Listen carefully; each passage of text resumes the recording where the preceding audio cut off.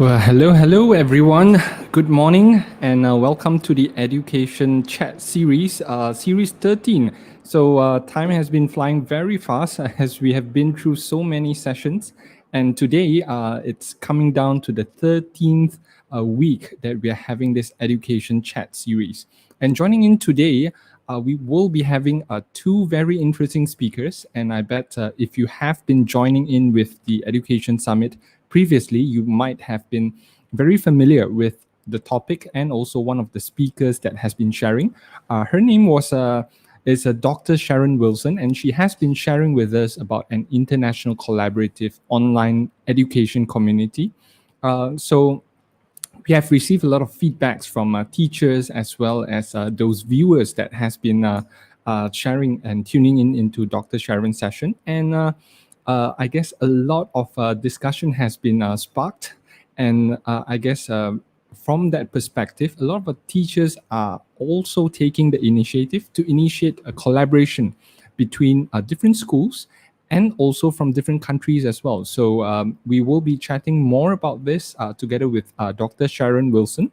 But however, for today's session, we will also be featuring her partner that has been collaborating with her in her collaboration during the collaboration during the time that she has been conducting her online education together with her partner in USA.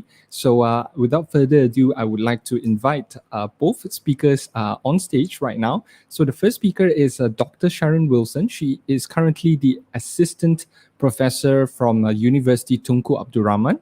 And she is coming from Malaysia. So welcome. Good morning to you, Dr. Sharon. Good morning, Jay, and everybody. Salam sejahtera. It's so great to be back. Thank you for inviting me. It's nice to have you again, Dr. Sharon. And I was told that you're currently monitoring an exam, an online exam as well. Yes. So multitasking. So I guess at the age of internet, a lecturer and an educator has to have a lot of different roles at the moment. So thank you for joining us again, Dr. Sharon. Thank you. And right, and also let's welcome as well our very distinguished speaker as well, all the way from University of Delaware, USA, Professor Patricia Sloane-White. She's currently the chairwoman and gender studies and professor from University of Delaware. So, Dr. Patricia, Prof. Patricia, welcome. Hi, thank you. I'm absolutely delighted to be here. It's actually nighttime here in America. It's Friday night, and I understand I'm joining most of you during Saturday morning. It's the end of my long work week, but you've had a little bit of time to relax. All right. So for those of you who are tuning in right now, if you are looking over here, please do comment. Just let us know which country you are tuning in this session from. So I'm seeing over here. Okay, Jesse Castellano Serbo. Right. Welcome back again, Jesse. I guess Jesse is from Philippines, right? And a couple of more of you, those of you who are watching right now, please do comment which country you're coming from. We'll be delighted to have a conversation with you as well. And of course, as always, if you have any questions for the speaker, please do comment down below and we will be having a conversation and discussion as well. So it's a very free flow chat, and also hopefully we are able to get something interesting out of this session today. All right. So I guess let's start it off with the conversation with regards to the international collaboration, right? Would you be able to give us sort of like a foundation or perspective, a background on what the collaboration is about, as well as what are the benefits that is involved in this program over here? So maybe we can start with Dr. Sharon as a start. Okay, so thanks, Jay. Hi, Patricia again. Okay, so what we did was at my University Tunku Abdul Rahman, we collaborated with University of Delaware in a project, a class called Cross-Cultural Interactive Communications. Patricia has been doing it with my colleague for, I think, the past 13 years, I believe. And when my colleague left, she passed the torch to me, and I've been working with Patricia ever since. And what happens is this collaborative class is a group of students we select to be on a virtual platform, and together with Patricia's students in Delaware. And when they come together on an online platform like Zoom, what they do is they actually discuss a module which is specially created by both Delaware and Utah. And in this module, we include different topics of discussion for these students, which includes race, religion, gender, politics, and it could also be everyday things, like lifestyle issues or hobbies, or even things like dating, for instance. So the students actually discuss and learn and appreciate each other's culture, because maybe the Malaysian students do not understand American culture and vice versa. So this is a really good platform for the students to actually interact, engage. And at the end of the day, what we hope is that, in some ways, we create a kind of a borderless society where students can appreciate, be more compassionate, be more gracious, so they become better people at the end of the day. That wasn't really, I don't think that was what we had in mind, but then that was what we see. They've become well-rounded individuals. At the end of the day, they don't see it as a class, they see it as creating a tribe, creating a community. And the different platforms we use as well, we use video conferencing technology, we use Zoom, we use WhatsApp in our last class. And we also see that it has created holistic learners and lifelong learners, because once the class is over, we realize their conversations it hasn't stopped at all. Patricia, maybe you can jump in on this as well. Mm-hmm. I think for my students, the most extraordinary thing for them is they think they understand the world. They're young Americans. They think they know about other cultures. They think they have a window into the rest of the world. But I think what surprises them the most is how they have to learn how to talk across cultures. What's extraordinary, of course, is that the Malaysian students speak perfect English. I don't know how we would do this if we didn't do it in English, because my students don't speak Malay or Chinese. But there is this remarkable sense in which they start to know each other through their experiences of being young and being privileged to be in the university and having ideas that are different from their parents' ideas. And they begin to sort of tease these ideas out with each other. And over a matter of weeks, we do it over the course of about 7 or 8 weeks, over this period of time. And we do it for 2 hours twice a week. That's the time we spend together in the video conference. And then they spend a lot of time together off camera doing social media.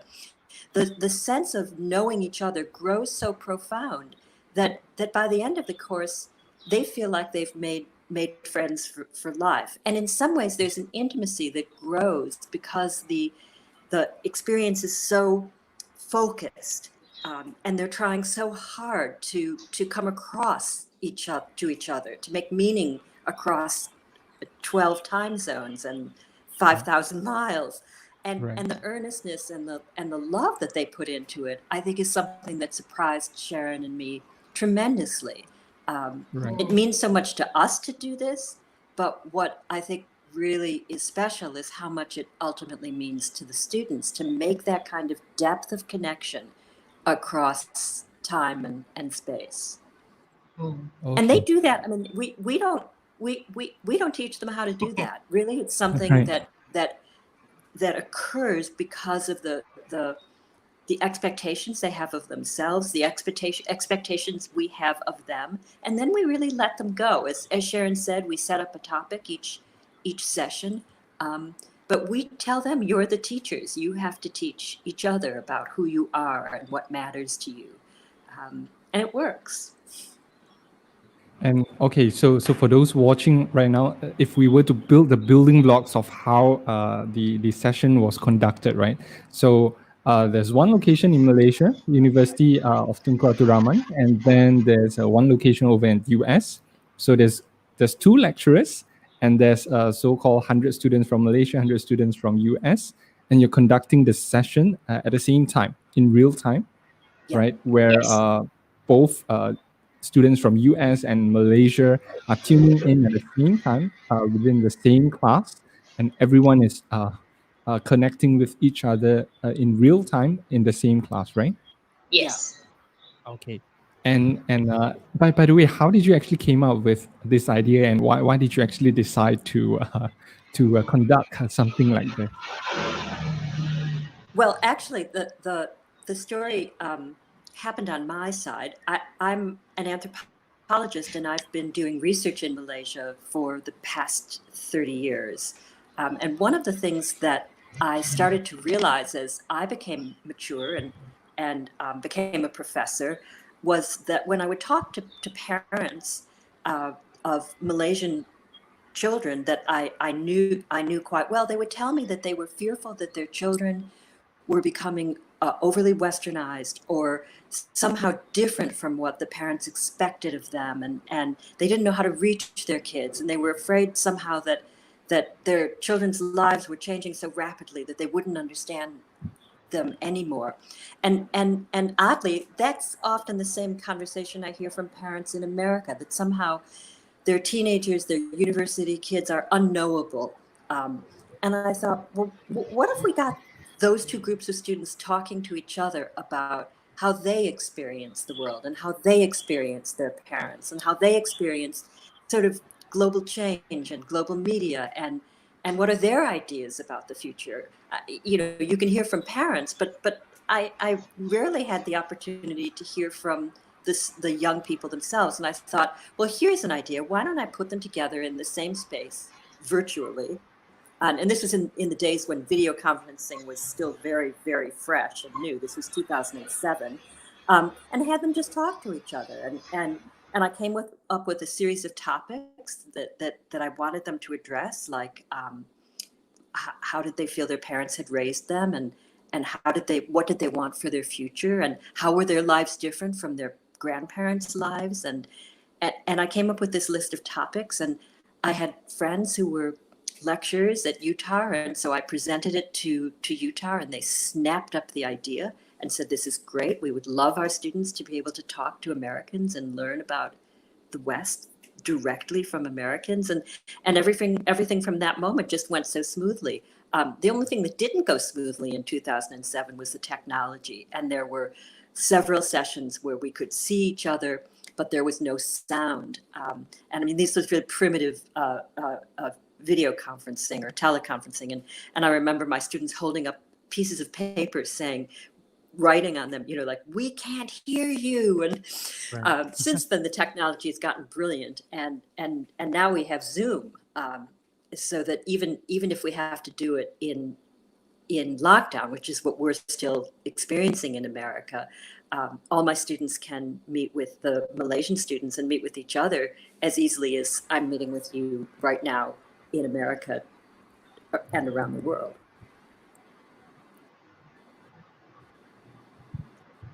Right. And as for Dr. Sharon and Patricia, how did you actually got connected with each other, and how did the initial conversation actually worked out from there? I think we get that question quite a bit. I think I've been hearing that question quite a bit. Patricia, go ahead. I can't remember a time when I didn't know you, Sharon. We met because of this collaboration I had with her university. She was in the same office as the friend that I was initially collaborating with, the lecturer who since has left Utah.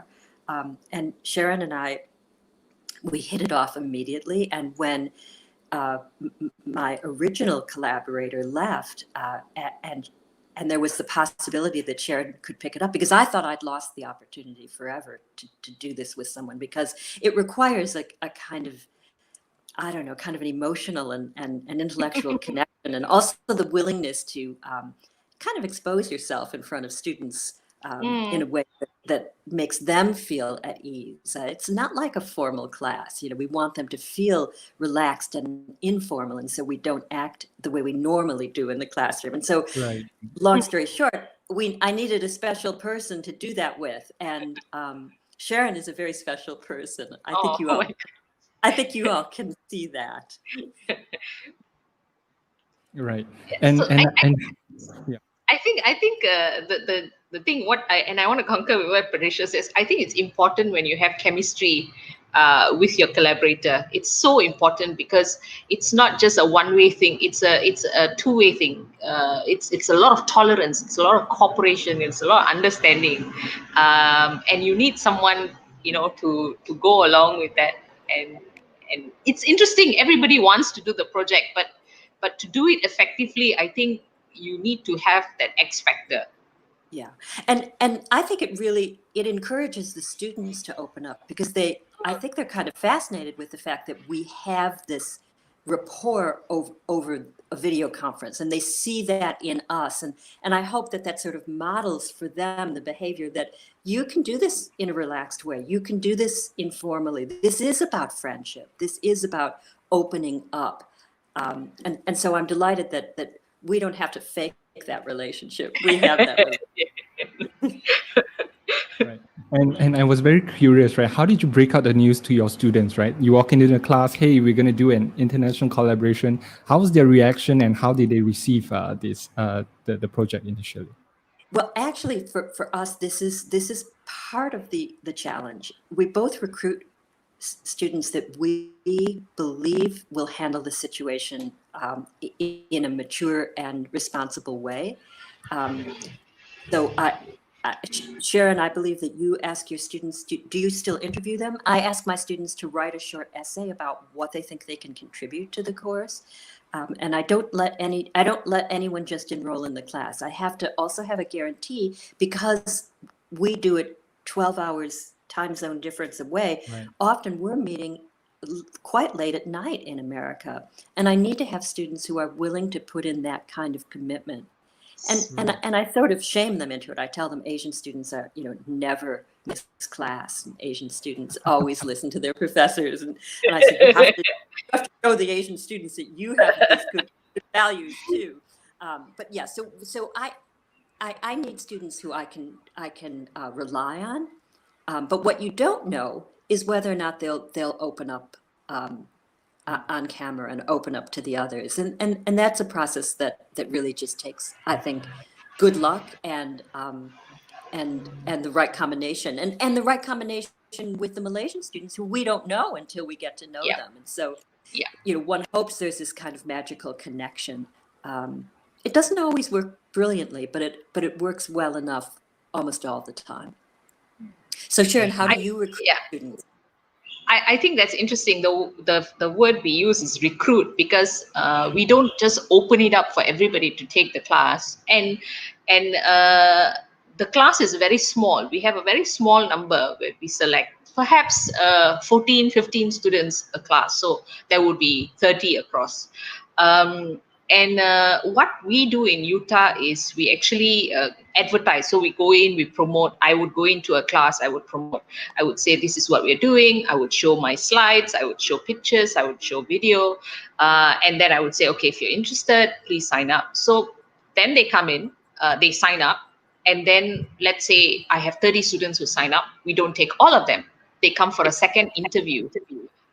And we talk to them. We see, how they are like, whether they are,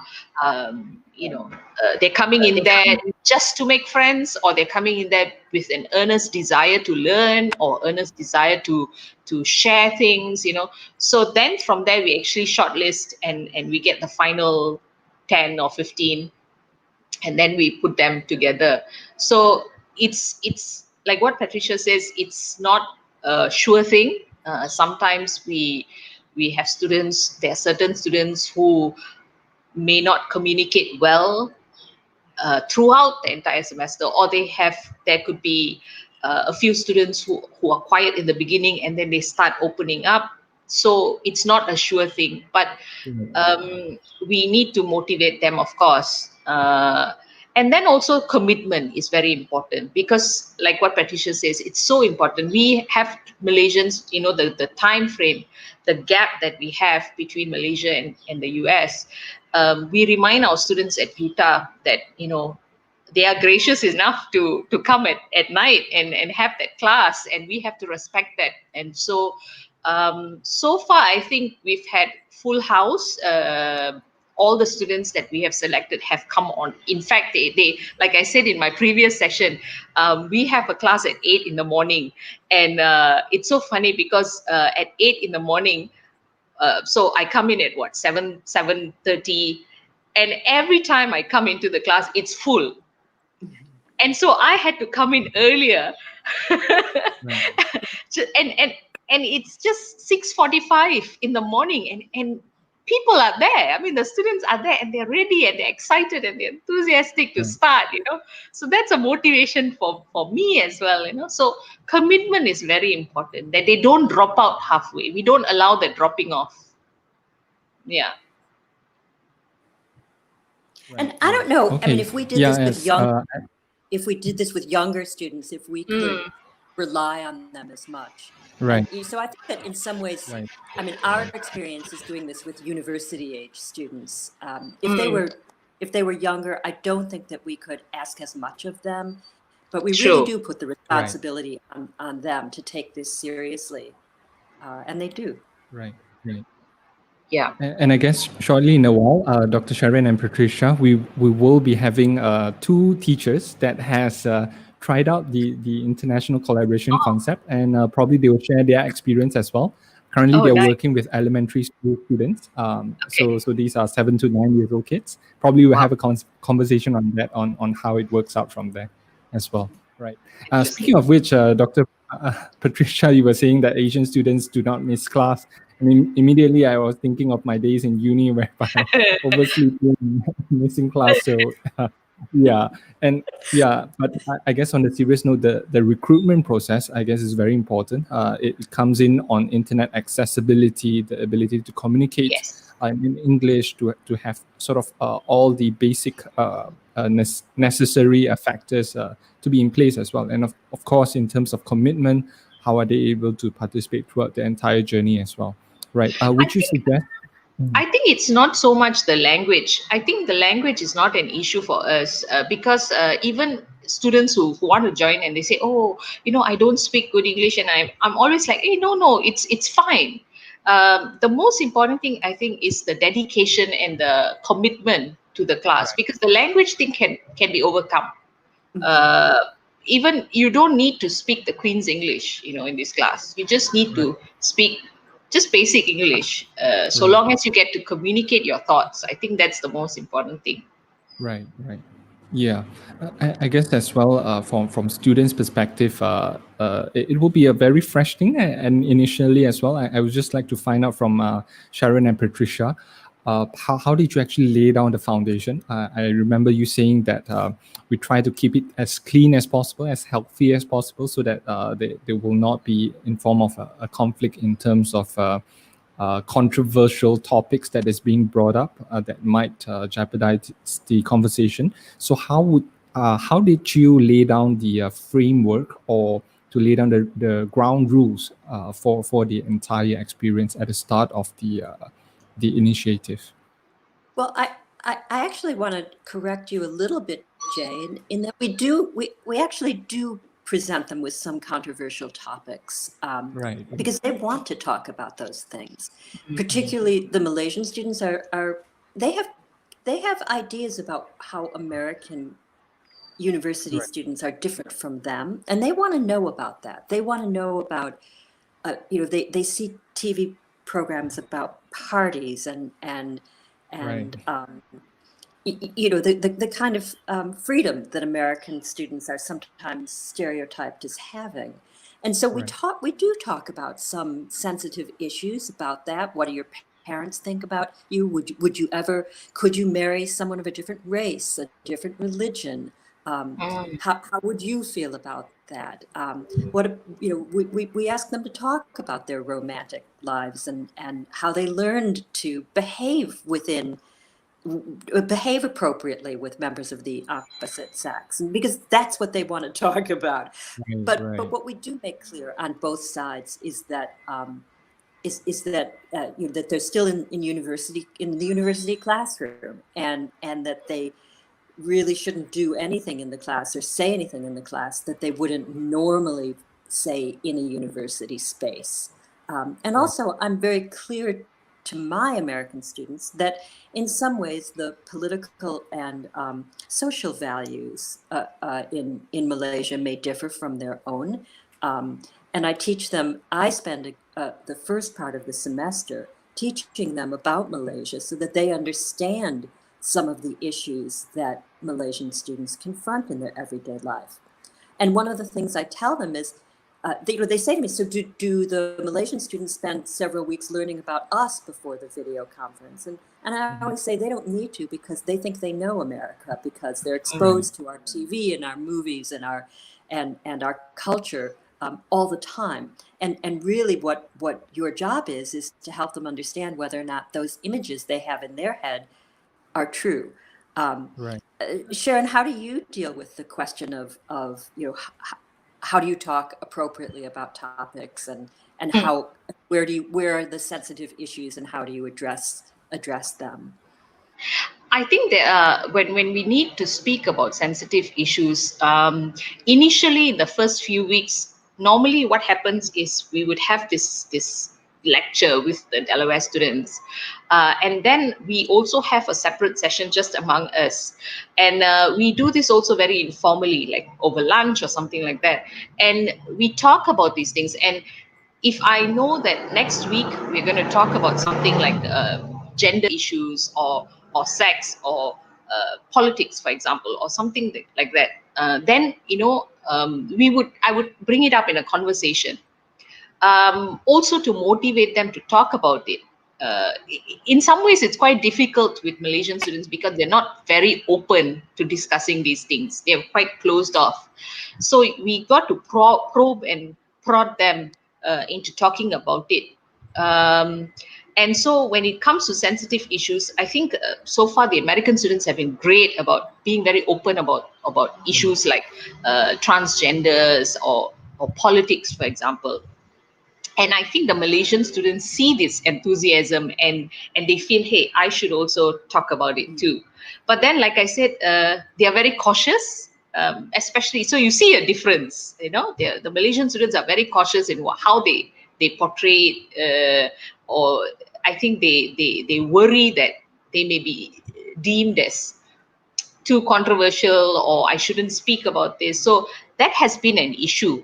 But we always try and motivate them to actually speak about it and talk about difficult issues. So what I do is I actually have, when I sit down with very informally over lunch or whatever, then we would talk about it. So it makes them a bit more comfortable. Like, okay, we've done this already. It's normal. Or, I've spoken to my lecturer about it and she's fine about it. She's cool about it. Let's talk about it with the American students. So then it kind of, it creates that momentum for the conversation.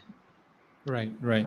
Okay. And I guess for those just newly exposed to this concept over here, would you be able to describe in a summarized form, how does the setup actually work? I know that you probably used Zoom, and then how do you actually coordinate or the basic simple framework on how us as an educator can set this up in our very own classroom as well? Well, actually, we don't use Zoom. In the past, this is going to be the first time that we're doing it where the students on our side and the students on the Malaysian side aren't in the same physical space together. In the past, we've always done it where my students are sitting in a classroom with video conference software and screen and cameras and microphones, and the same on the Utah side. So Zoom is going to be a new experience for us. And in some ways, I'm a little bit regretful about using Zoom with my students, meaning that they'll all be in their own space, not together. Because one of the surprising um, kind of outcomes of this course is how deeply my American students got to know each other. They developed friendships that were totally unexpected to me with one another, because they were going through this experience together. And they were listening to one another talk about things that mattered to them, and learning about American culture from other Americans seemed to unbelievably be as important as learning about Malaysian culture from Yes. Malaysians. And they Yes. began to realize how much they had in common with each other or not, how much they had in common with the Malaysian students or not. And this became a very integral part of it, that they were learning from their own American classmates. And that was what being in the same room together allowed. They would, like Sharon students, when I would get there at 8:00 p.m. my time, they were already in the room. They'd been there for 45 minutes. They were eating snacks. They were talking to each other and sharing things before I even got in the room. And that sense of belonging was absolutely, to me, the crucial glue that makes it work on each side. So Sharon and I are going to be experimenting this term, Yeah. this semester, because my students and her students are not going to be in the same room, and they won't know each other well and intimately as as friends by the time the class is over with, because they will have had the distancing experience. So I would argue that we're going to learn something very new this time, and that's does being in individual space, each with their own camera, separate from each other, can you build the same degree of connection with your classmates that you do with the students across the other side of the world? Right. Okay. That's going to be so fascinating, actually, Patricia? Right. Yeah. And what will be the main platforms that you have been utilized very effectively in the collaboration? So Sharon, why don't you talk go about ahead. what we do with Facebook, and what we do with WhatsApp? Okay, so like what Patricia says, previously we've had the group of students in one location. So we had all the Delaware students in one location and all the Utah students in one location. And then we would have video conferencing technology so that they would see each other as a group. So this semester, like again what Patricia says, it's going to be individual windows. Everybody's going to be in their own rooms, for example. So the last session that we had, we used Facebook. And Facebook has been used for all the different sessions where we would post questions and students would comment on that. So, for example, we would post a question on, tell us a little bit about your family, and then they each would post a little bit about their family, their background. So Facebook has been used as a kind of a formal platform to discuss. Yeah.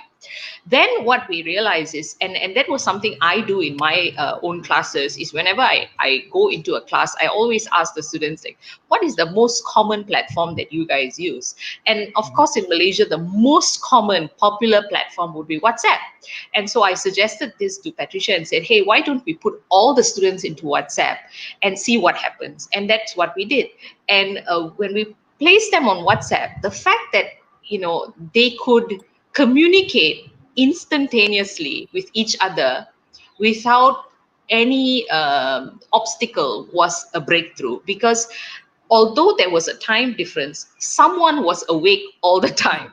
Like the students in Malaysia would be awake now and they would be sending messages, and then maybe in 1 or 2 hours there may not be any response, but then immediately when the Malaysian students went off to bed, the American students would be answered. So the communication on WhatsApp was just ongoing, and it was so amazing that they were doing this, and the conversations were so rich. And so that was one of the platforms we use, Facebook, WhatsApp. And then we had other supporting platforms. For example, the Malaysian students, they would do Facebook Live. What that means is, it was so funny because when we were doing our video conferencing lectures, the Malaysian students and the American students, they would do a Facebook Live, so you could see the behind the scenes kind of situation, like what's going on, someone's eating, or someone's chatting, or someone's writing notes, or something like that. And it would give the students in both sides an idea of, we are different but we are the same. We may be different culturally, but then we are the same as a student, Right. writing notes and doing funny faces and gestures and whatever else. So that was interesting as well. And you see this quite a bit when they do Facebook Live. One very interesting session I want to share with you, Jay, is there was one weekend where I took the students for a tour of all the religious establishments in Kuala Lumpur. And so the students, on their own accord, they actually did a Facebook Live where they showed the students, where they showed the American students, this is the mosque, and this is the temple, and this is the Chinese temple, the Hindu temple, the mosque, the church, and all that. And it was as though the American students could go on a virtual walk together with the Malaysian Right. students. Right. So they were all going on this walk together. So Facebook Live was something that they used as well. Instagram was also another platform. It wasn't a must, but then the Malaysian students and the American students, what they did was they took pictures of them, selfies and whatever else, and they posted it on Instagram. And with youngsters, they love their Instagram, and they love posing for pictures, and that was also an added element. We didn't make it compulsory, but then that was something they did, and it was so much fun because they could tag their friends in Delaware and say, hey, we are here, or you should try this food, or things like that. So these were some of the platforms, formal and informal platforms that we used. Right. So in a way, what I hear from you is that you do actually seek their opinion. Hey, what's the best software or the best platform that you would choose to interact with each other, and you kind of bring it in and integrate it into the structure of the collaboration as well. Right. Of course, we discuss about. I would always want to run it with Patricia first to see whether it would be workable with the Delaware students as well. Right. Yeah. But in many ways, they have techniques and tricks that we don't know, and I think Exactly. they surprised us, because they were playing the same video games, or they talked about what online things are you doing, and they were surprised to find out that they were interested in the same whatever it was. And Sharon and I were like, we don't even know what that is, but that actually that gave them more context to sort of understand that they were in the same place at the same time in totally different worlds. And so I think there were things we didn't even really know that were giving them a sense of connection, whether it was music or television shows or again video games. Yeah, they knew more than we did about the technology and how to make further connections with each other. Right. And I guess the conversation sort of like takes its own course, where different interests of students would spark different collaboration and discussion as well. For example, food, the games that they play. So would you be able to share with us how did that conversation organically get its way towards the entire process of the collaboration? I think sometimes it would start with a serious topic, and then it would branch out. It would branch out to other subtopics, and that was what we allowed that to happen. We didn't want to stop that or say, oh, let's go back to what we discussed earlier. But I think that is how we organically kind of develop the conversation, because I think when you do that, when you restrict the conversation, then they keep quiet. They don't want to say anything anymore. So you allow that free flow of information. So we have a main topic, and then we allow that to develop and branch out. Patricia, what do you think? Yeah, we tell them from the very beginning that these are your sessions. We're Right, just there right, to sort of give some shape to it. Again, this I think is something you could do with more mature students, with university age students. right. With Mm. younger children, I think you'd have to do a lot more. You'd have to set up a lot more, structured interaction, I think. Right, right. So in a way, you provide them with the ownership of taking charge with how the conversation actually Absolutely, yeah. flows. That's a great way to put it, Jay. Yeah, All right, yeah, and I guess for the students, they themselves would actually determine how the course of conversation goes on that as yeah, well. Okay, Yeah.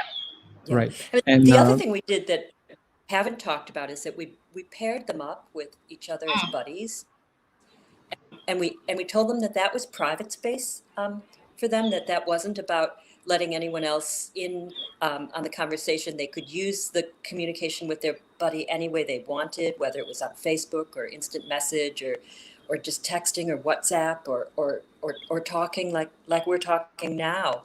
And so we told them that really was their space to develop a friendship. And some people really developed a close relationship. Others, I think you can't know whether or not the match is going to be good. It's right, right, like an right, arranged marriage. You can't be sure.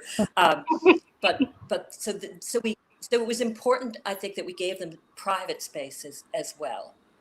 mhm, And I think that some students sought each other out, that they realized that there was someone on the other side who seemed sympathetic or interested in the same thing, and then they sought them out independently and privately. And I think that was a special thing too, that they had space and permission to engage in right. private. Right, right. And I guess it's almost like telling them that, hey, treat this as a platform, almost like speaking to your very own close friend. Treat them as like your buddy, and you can chat on any topic that you want as well. So Yeah, it might actually lead on to becoming like a matchmaking platform yeah. sideways on that. But would you Mm. be able to share with us some of the interesting topics that you have observed take place in the platform by itself in during the entire period of having this collaboration? Are there any interesting topics that you see? Oh, okay, they are actually very interested in, for example, games. Yeah, I'm laughing because I think the most common topic that seems to be just ongoing all the time is food, and Yeah, uh, the Malaysian students especially, they would take pictures and they would highlight what they're having for breakfast, lunch, and dinner. And being that Malaysia is a melting pot of food, food seems to be like it has a conversation of its own, right. and I think it has. I think even the students at Delaware have become so used to it that they would share their own thoughts on it, and it's become like a food culture conversation going on, yeah, which was very interesting because it seemed to have unified all of them. Right, yeah. In some ways, it's the easiest topic to share. right. And so I think it was something that they could latch onto when other things maybe were a little bit uncomfortable. It was always Mm. something they could talk about, but also it is something special about engaging with a Malaysian with Malaysian people, because the food culture is such a huge part of life in Malaysia. So that my students were amazed at how much variety there was, and really how easy it was to get street food, and so Right. that was really fascinating to them. But yes, I think food was always sort of like a default topic when there Okay. was when there was nothing else to talk about, or it was hard to talk about something. So yeah, food was always present. Mm. When I look back on our last session, I think one of the most interesting conversations that came about was when the Malaysian students wanted to understand issues about race in America. I'm always mindful that I want my class to be a multicultural class or a multiracial class, because I don't want people thinking that all Americans are, tall, white, and blonde. I want them to know that there's. This semester I have three South Indian students in the class, and I'm always excited to have students like that, so that the students in Malaysia can understand what does it mean to have an ethnic background in America that isn't the most common one. What does it mean to be a little bit different? Is there racism in America? Because now, of course, they're seeing tremendous amount of news coverage of racial conflict in America, and I hope this semester that's something we can talk about, because I think this is something that is a big question in the minds of Malaysians. You know, what is it really like in America to be Black? What is it really like to experience social marginality? Another thing that they desperately want to know about America, and has led to very fascinating conversations, is the idea that in America anyone can own a gun. And I think the Malaysian students are fascinated with the possibility that Americans have guns at home, and learn how to use guns in their childhood. And I think one of the assumptions on the Malaysian side is that every one of my students has is carrying a gun in their pocket, or has one. And what they learn is the majority of students actually have very different views on this, that different from what they assume. That my students mostly feel that guns should not be available to all Americans. And so these are some surprises about the stereotypes. And those, I think, produce the most interesting and complicated discussions. Right. Race, crime, ethnicity, religion. Religion is a big one. Gender. Sex. Yeah. Gender. Yeah. Right. And from the Malaysian perspective, or from the students coming from Malaysia, how did they sort of like discover more in detail into the lifestyles of students from abroad as well? How did that process actually take place from the Malaysian students' perspective, Dr. Sharon? I think as any other class, in the beginning, the students, what they've learned about America is what they've seen in the media. They have a set perception. This is how it's supposed to be. This is what the American young people look like or behave, and things like that. So it kind of changed the entire stereotype that they had at the end of the class. So they already have a preconceived notion from what they have consumed, the media that they've consumed, and it has totally broken that stereotype that they had. Of course, we have this for 7 weeks. So in the 7 weeks, they've learned a lot of different things, like through these different topics. Like I said, they are different, but they are the same. They are different in many ways. It could be maybe lifestyle, but then as a student, as a young person, they could be the same. So they realize this today, and that the struggles that the American students face in their country is also some way similar to what Malaysian students faced in Malaysia as well. All right. And from that part, right, when we're talking about private space to allow students to have those kind of conversation, they actually might have a separate conversation that is out of the formal context as well. So they're free to communicate with each other out of the context of the classroom as well. Yes. Yeah, and what amazed me was some of the students were actually asking students on the other side to help them with their, they had to write an essay, and could you give me your opinion on something, or could you help me think about this topic? I mean, it was just astonishing to me.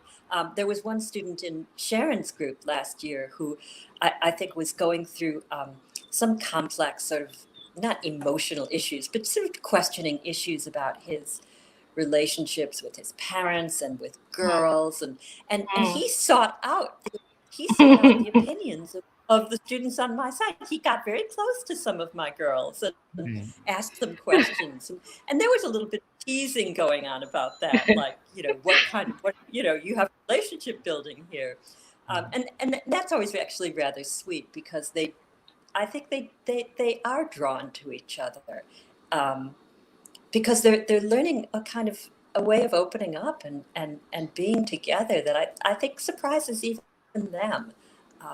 And that they are emotionally connected by the 7th week of the class.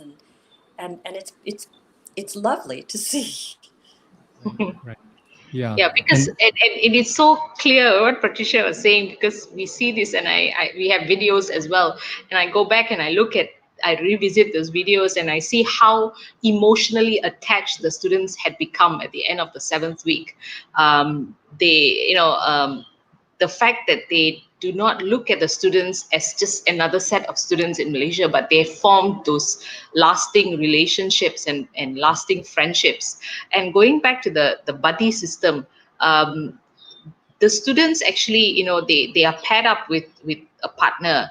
Um, so a Utah student pairing up with the student from Delaware, and they had become so good friends that they not only would share about their own private lives, but they would also discuss what was discussed in class on a private platform. And that helped because you could see that they were coming up with questions in class, or they would say, oh, I talked to so and we decided. So they'd say, we decided, or we agreed, or we disagreed to this, or things like that. So we know that the conversations weren't just limited to the classroom setting or the classroom platforms that were available, but it was also on a private sphere that the conversations were going on. right. And from the context of an educator or a teacher that wants to establish this, right? Would you be able to share some of the big things to avoid when conducting something like this?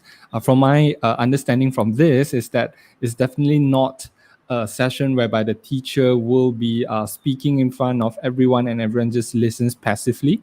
There's a definitely big no-no. It's more of a collaboration and an integration of different conversation. Would you be able to share in how a teacher, if they were to take on this initiative themselves, what are the things to absolutely avoid? Yeah.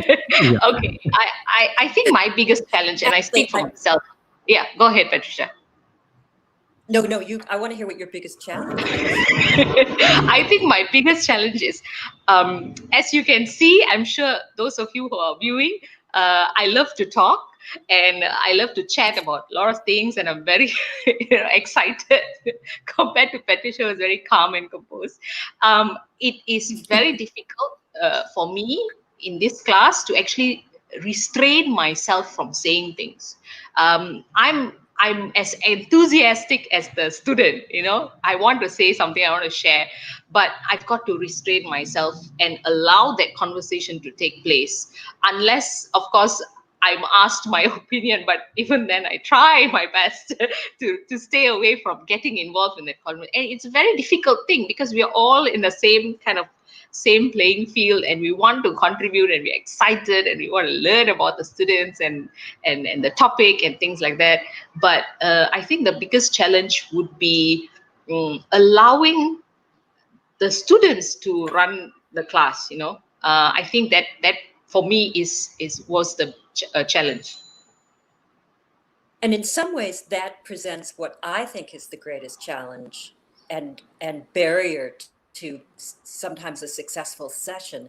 And that's we gave the students assignments to present certain topics to each other, so that in a 2-hour session, maybe an hour would be taken up by 2 students leading the discussion and presenting a topic from their point of view.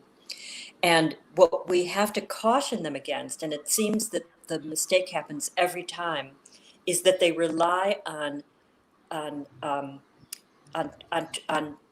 too much canned information. Like they'll show YouTube videos, or they'll do a PowerPoint where they try to teach the other students everything about a topic, so that there's no space for conversation and it becomes overwhelming. And this year we've actually discussed the possibility of almost sort of banning PowerPoint, because we don't want to see people's slides. We want to see them, and we want to hear them. but it seems to be very common among students of this age group at this time in their education, that given the assignment of preparing a presentation, that they they overdo it, or they rely very heavily on Right. on the crutch of some other kind of media. And we in the past, we haven't taken full control of that the way I think we will this year. So, Right. when we give them space, it's almost like we give them too much space, and then they fill the space with things that are overwhelming or off topic, and so for us, it's this perilous kind of trajectory of trying to figure out, where do we enter the conversation and say, okay, that's enough, or why don't you wrap it up, or so we give them an awful lot of space, and sometimes we need to draw them back from that space, and figuring out how to do that without causing discomfort, I think is a real challenge. Right, right. Yeah, and I guess when we are communicating with a friend, we don't use a laptop with PowerPoint Yes. explaining our Right. theory. It's more of like a very organic conversation. I think. Organic. That would be so funny. Right. And I guess from that word, right, I remember Dr. Sharon was sharing during Education Summit, and one of the words that you use, Dr. Sharon, was tribe, right? The formation of a tribe. I would just like to dial in on this context, because forming a tribe requires sort of like a commonality among students, getting them on the same mission or that same direction from there. Would you be able to share with us, as a teacher conducting this session, how did you actually, I presume that you are sort of like the leader of the tribe. Would you say that? And how does the conversation actually take place in forming the culture of the tribe, the conversation of the tribe, and how the tribe conducts themselves? Yeah, probably we can start with Dr. Sharon. From that context, how do you actually steer Okay. and develop the foundational aspect of the tribe? Okay, so this word tribe seems to appear in popular culture to refer to a community that you've built together, and I think we in some ways we've built this community, this little community of commonalities, like the subject itself, the course itself is a common element, and like I said, there are many elements that are similar across the board. There are many struggles that are similar across the board as young people. And so when you have those things, of course, in the beginning, they don't realize it, because they're still new, they're learning about each other. But then when the conversations go on, then when they realize, there's a point where they realize that, hey, we have the same struggles, we have the same challenges, or we face the same things. The conversation seems to go a bit more seamless. It's smoother. They tend to open up more. I want to correct the word here, that we are not tribe leaders. I think we just kind of create this tribe and allow the tribe to go on with whatever's going on. We just kind of, maybe the right word for us would be facilitators. We facilitate the running of the course, and that's about it. And then we allow them to do whatever they do best. Right. And for Patricia, and I any think thoughts? that both I think that both Sharon and I are comfortable being relaxed with our students. Right. We teach them from the start to call us by our first names. This is the one class that I tell my students, please call me by my name, Patricia. Right. And I do that from the first day, because I want them to see that this is a different kind of experience. And I refer, when I talk to them, I refer to Sharon. I don't say Professor Sharon or Dr. Sharon or Professor Wilson or anything like that. She's Sharon, and I make it clear that Sharon and I are old friends, and that this is something special to us. And so I think on my side, that begins to create a sense that this isn't like a normal class where you're just sitting next to a stranger. And I mean, again, it helps when we're all in the same room. And I'm a little concerned this session, whether or not we'll be as close to each other because we're not in the same room. And certainly to create that feeling of belonging, bringing them food helps. We went out, we would go out, like Sharon having lunch with them. I went out to dinner with my students. And so that sense of this is almost like it's almost like we were camping out together or something. There was a sense of a bond. And I think that was essential to making the course work. Yeah. And that you don't want to let your classmates down, that you want to show your best selves, and you don't want to, you don't want to be the person who causes conflict or says nothing and kind of drags the group down. And so I think that there is this sort of like group pride that we're going to do this well, and we're going to show a good performance here of who we are, and we're going to do this well and right. Right. Okay, and I guess to add on from that as well, I see that you allow a sharing of vulnerability. The students are allowed to share their deepest pain, confusions, and emotions as well, freely in a way, right? And I see that you foster in a way to keep things real. Don't share something that is canned or overly formal in that way, to keep things at the under. It's sort of like a human to human. Keep things real from that perspective. Yeah. And I think you're really pointing out something important, Jay. That like doing this with honesty. I think it's easy to perform on camera, and to make it seem like you're on a talk show, and and that you're supposed to show your best self, and that's not what we want. We want them to be true and honest with each other, and that can sometimes be very uncomfortable to them and even to us and to each other. But I think that somehow, and I wish I could say I know how it is that we inspire that in them, or maybe it's just part of what they realize they should be doing. But I think that degree of honesty and not showing off, not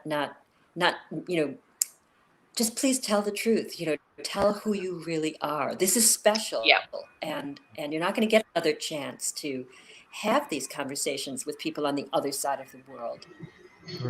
And I think maybe that is what they get, that this is when in their lives you can't reproduce this traveling. You don't get to talk to people for 7 weeks and get to know them and their families and their needs and their hope.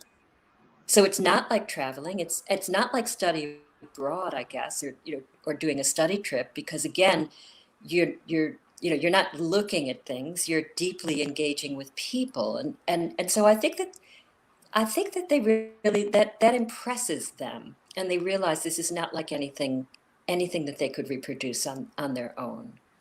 And it's as close to, I think it's as close to actually, like living in somebody else's life briefly, that you could ever experience. Right. It's almost like the Truman Show, where you get a glimpse into how people live their life, or like the ant farm and things like that. Yeah. And I guess from student. And I think that's. Yeah. Sorry. I was just going to say, sorry. This is the problem. Everybody gets so excited talking that they talk over each other. Yeah, and I guess, like what do you see over here? I was just sharing one of our sessions that I actually did with students. So at the initial phase, right, the norm of having to present yourself in the best of light. That I should show this, and this is the proper way, the so-called proper way to present ourselves. It sort of like take place at the initial phase of the collaboration. And what happens is that there has to be someone that has to straighten up everything. That let's keep it real in a way that let's share what you truly feel inside and what's the reality of things. And there's so-called like a momentum shift where they start to understand that, hey, it's okay for me to share what's real in that part. And I like what Patricia has mentioning, the word of honesty, to honestly present what is the reality of things and how things are from your very own perspective. And of course, to be able to have the ability not to be judged by the peers. I guess that's a very important point as well, right? Okay, yeah. So Dr. Sharon, I see that. I think, like what Patricia said earlier, I think they also see us as the facilitators, Right. and then they see our camaraderie and our rapport, and they take a page out of that, and they realize that, hey, we got to be comfortable with each other too. It's going to be 7 weeks that we're going to be together, and Exactly. they realize maybe after a week or two that you can't fake it so long. You got to at some point be yourself and be comfortable. So then they realize, okay, I've just got to be myself, and they also see how we interact as well. Right. Yeah. And yeah, from that part, right, I would just like to take a segue into the process of conducting these sessions. One of the main things that I have always been asked by teachers and educators is that how do you keep things interesting? For example, a 7-week period, right, to keep the interest of the student and to get things fun and exciting for them to join in. Will you Keep the be able? momentum. Yeah. How do you keep things interesting for the entire 7 weeks? Or would you be able to share on that perspective? Yeah. Go ahead, Patricia. Yeah. Well, I think I mean we pick hot topics for each session. Right. Whether it's how you get along with your parents, how you spend your money, what your values are about romantic relationships. I think that, and this was the idea from the very start, to choose topics that we believed they would want to choose for themselves. If you wanted to know about someone on the other side of the world and how they live their lives, what would you want to know the most? Well, you'd want to know about their their ideas about what marriage and did they want to be parents, and what's their dream for what they want for their life, and what kind of romantic and emotional connections do they have, and how did their parents raise them? Do they see themselves being the grown-ups that their parents have wanted? So I think that we were careful to choose, and we refine this all the time. We did this work? Was this a good topic? How can we do better? Do they really want to talk? We think, oh, they want to talk about politics, but no, that's not exactly how they would frame it. And so we're old and they're young, and so we have to listen to them to refine what it is that we think they want to engage in. And I hope we get it right. I think we do. I think we do. And if we have a dud topic, we know we have to get rid of it. Right. Okay, so I guess if we were to zoom it into it, right, 3 top topics that were that you find most interest, that generates the most interest from the students, and 3 dud topics, or topics that definitely is not in the commonality of the students. Maybe we start with Dr. Sharon. From your mind, based on that, 3 best topics. 3 topics. 3 best topics that the students really appreciated, I think, would be gender. I think gender, race, and religion. I think those were the 3 top topics that the response that I got was the fact that not only were they able to share their own race, religion, and race and religion especially, they also had a self-realization moment where they understood about their own selves, their identity. When it comes to gender, they were very curious. They were very accepting. They understood things better, and they understood why things are the way they are. The three topics which I think the students were, I won't say not comfortable, but they weren't interested in sharing about it. Specifically for Malaysians, was politics. I think I can't think of any other topics that they were not like, it was not relevant to them or whatever. But politics was something they just did. They had no interest in talking about. Yeah. Right. Yeah. Okay.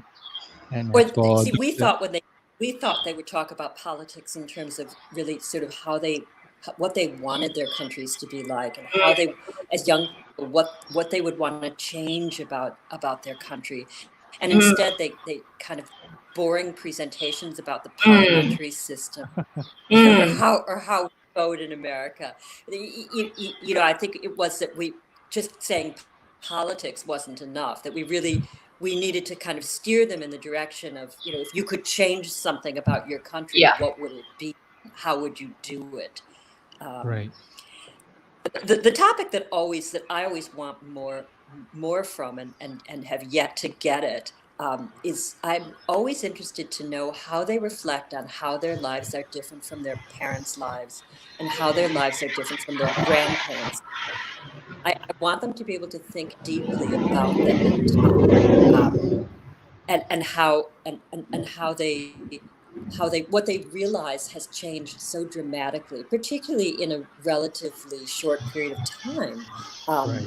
If you look back 30 years and then 60 years generationally, but I've never gotten them to reflect on that the way I deeply wish they would, because I want them to Right. really Right. realize that their lives are so privileged, and their lives are so free, and their choices are so wide, and the restrictions that their parents and grandparents had, and what was inhibiting them in times of war, depression, or political conflict, that their lives are nothing like that. But they I think I'm asking too much of them, that they don't that they don't get that. We don't hear that kind of reflection. And I think I probably should give up on that topic, because it doesn't work Right. well. Yeah, but possibly in a way that okay, how do you get disciplined? So the grandmother's time they get slapped, probably from the Yeah. mother's time they get And I beaten. mean, I must say that that's very interesting Right. to my students, to hear that even in school in Malaysia, that they would get Right. rapped on the knuckles. My students can't believe that, but Right. it doesn't get much better than that. Right. It's like a violation of human rights if it's in Human US. rights, yeah. Yeah. Right. And that's where the interesting conversation takes place as well. Okay, just one question before we segue and invite the teachers that we were talking about earlier that are actually conducting the initiative by themselves, right? Would you be able to share with us, Sharon and Patricia, in terms of how do you prepare the class before the pre-preparation on what it take place?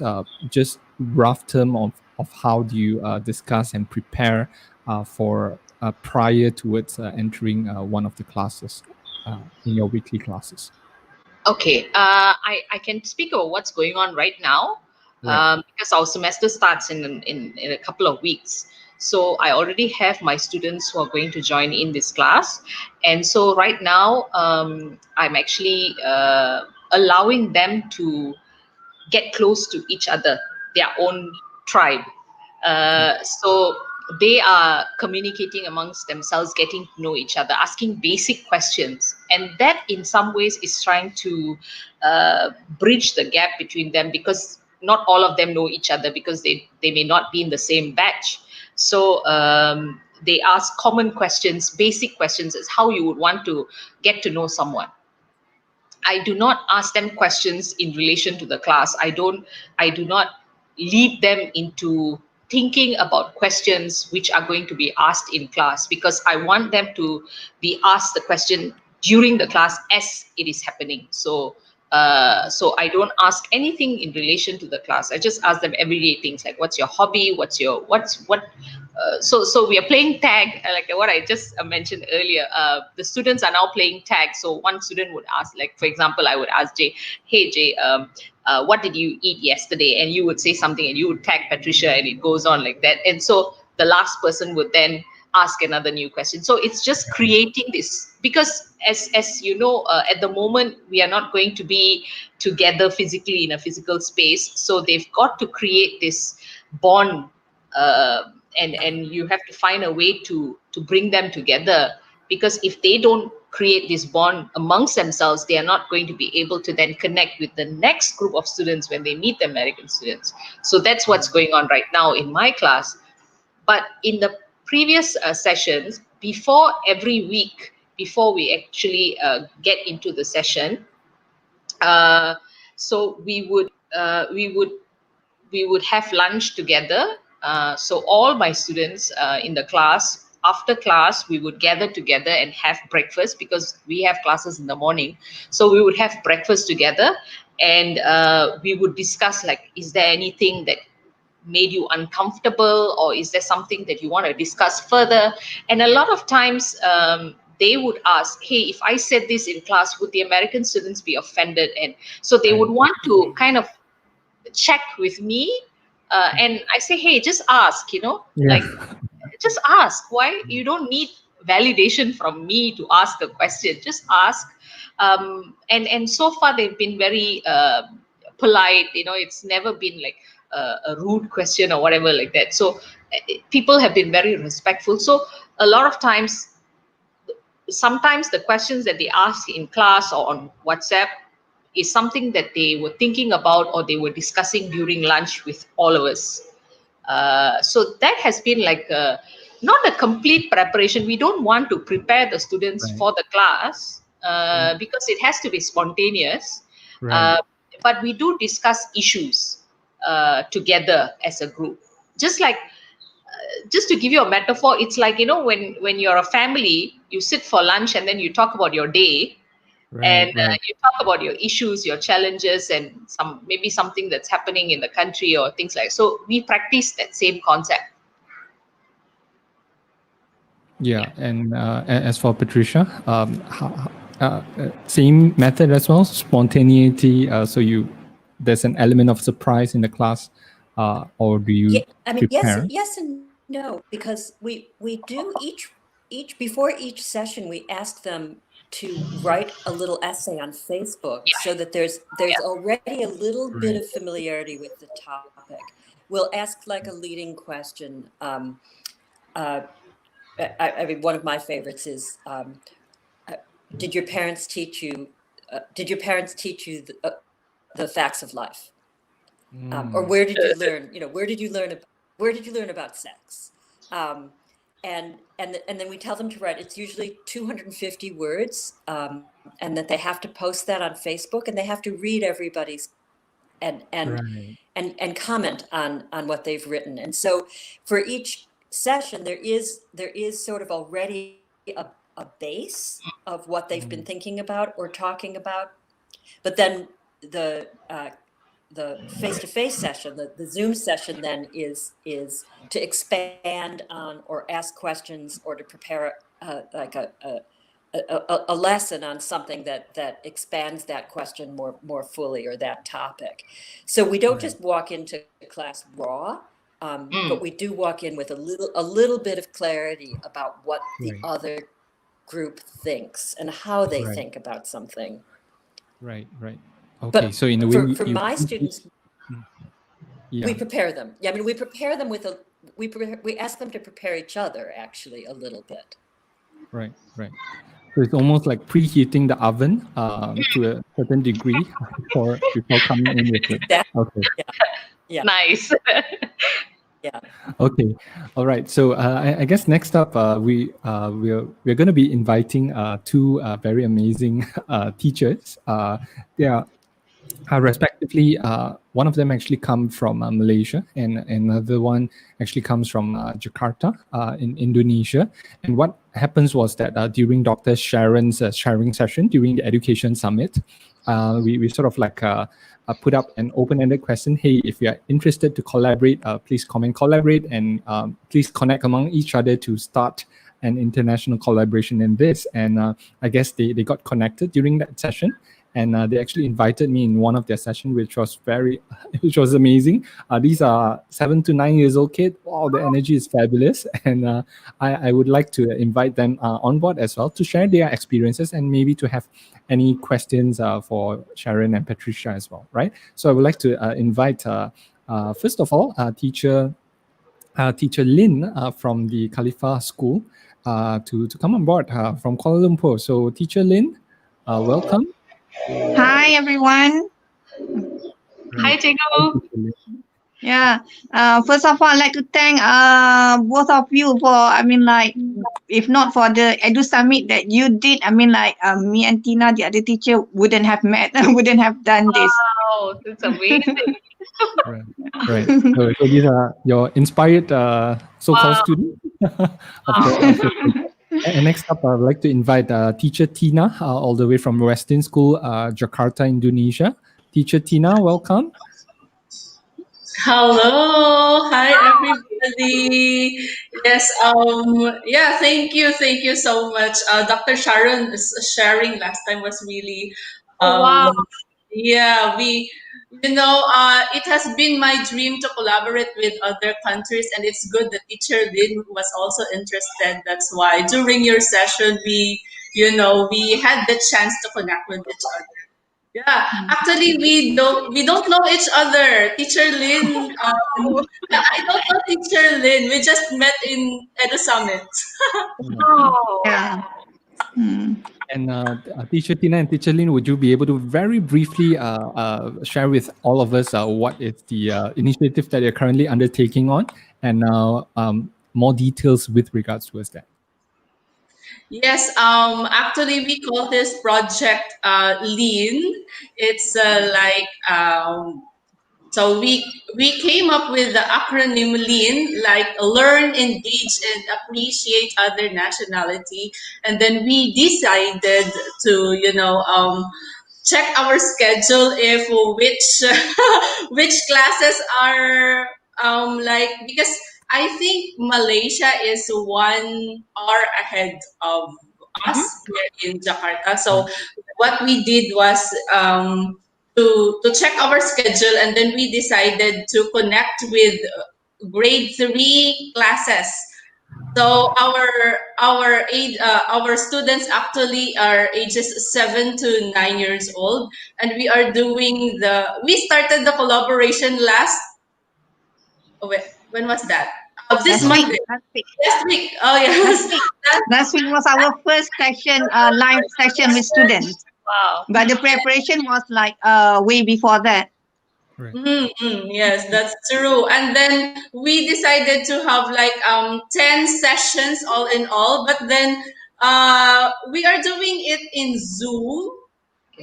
Yes, we have, because our classes here in Indonesia are actually conducted via online. So we are meeting our students via Zoom. And actually in Malaysia, I would like also to thank Teacher Lin for adjusting to that platform, because I think in Malaysia you already started face-to-face classes. Yeah. And then Teacher Lin decided to,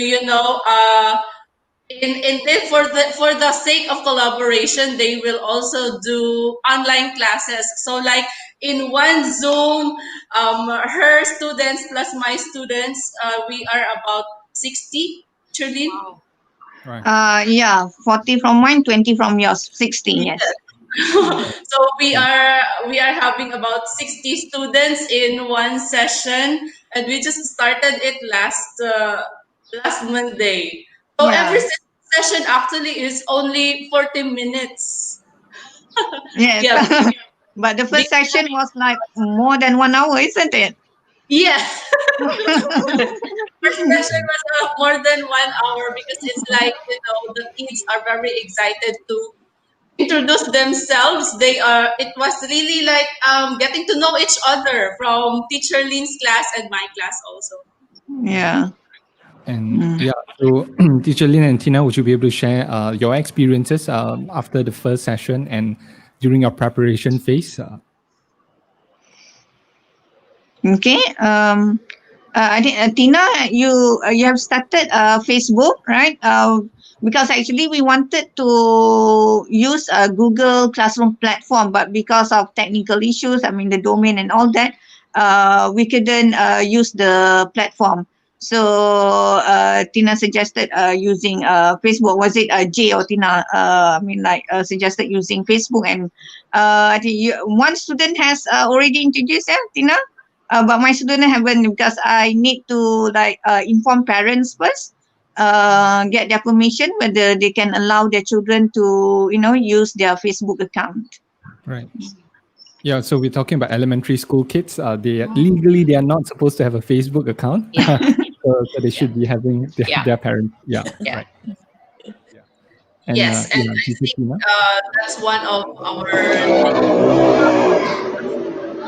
as what they mentioned, kids nowadays are not, most especially at their age, 7 to 9 years old, they are they are not really into social media, but that's the reason why we need to ask the help of our parents also to, conduct this project until the end. So we will be dealing more with our parents' support this time. Right. Yeah. And, and I guess during the first session, we did ask them about, hey, what's your favorite fruit? Introduce to everyone what's your favorite fruit that they would like to eat. And then I guess at so the cute. I guess at the end of it, we so-called, we tried to put it in the context that, hey, if you were to invite your friend from Jakarta to Malaysia, right, which favorite place that you would like to bring them to, right? It's like inviting a guest to your home country, and you might have to do some basic introduction on why is the place so fantastic and interesting for you and what's so special about it. So we'll see what happens next week on the students' perspective. Brilliant. Right. And so Teacher Lynn and Tina, Were they any speaking questions English you or have? Bahasa? It's for English class. Oh. Yes.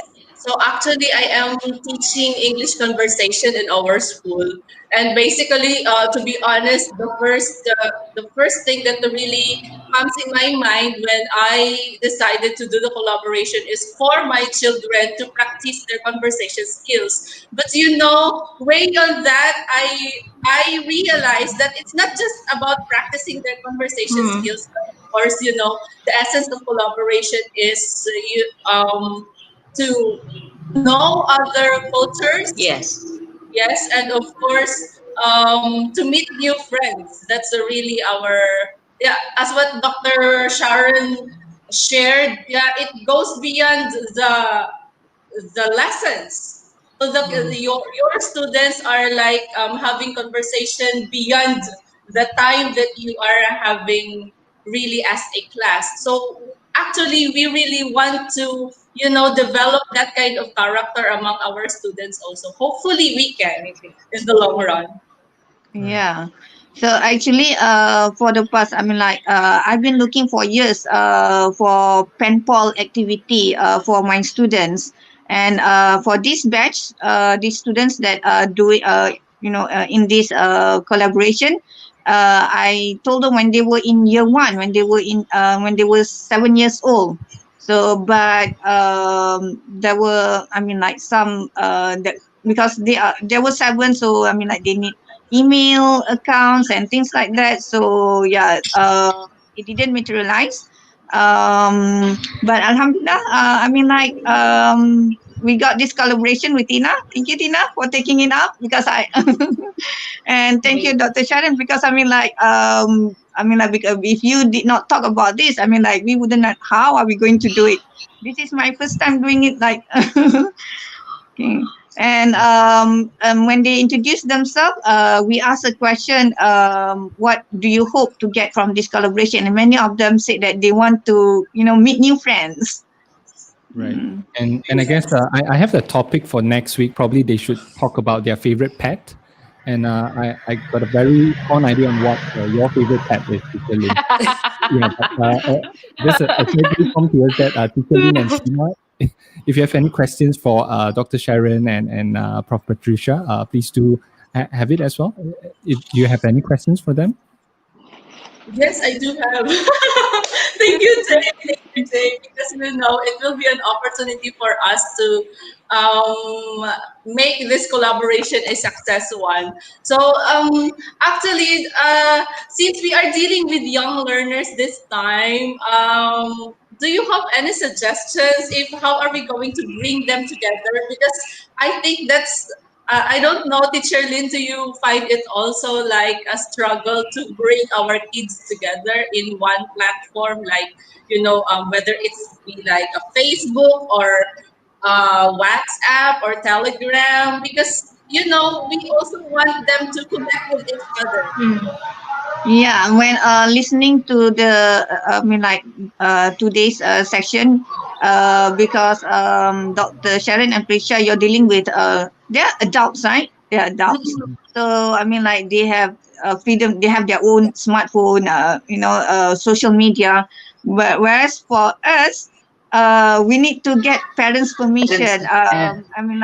The students themselves, they are engaged in class, but where we were like, okay, where to post the assignment? How are they going to do this? They need to, one of the assignment, they need to video. So they need someone to help them to do even the assignment, to have access to Facebook or even WhatsApp, because in my school, actually we don't encourage the children to have free access to internet. And so there are some of them, they don't have their own phone. I think you're very. So yeah. So that's the challenge. Right. So, Patricia, I any think comments on? you're very brave to be doing this.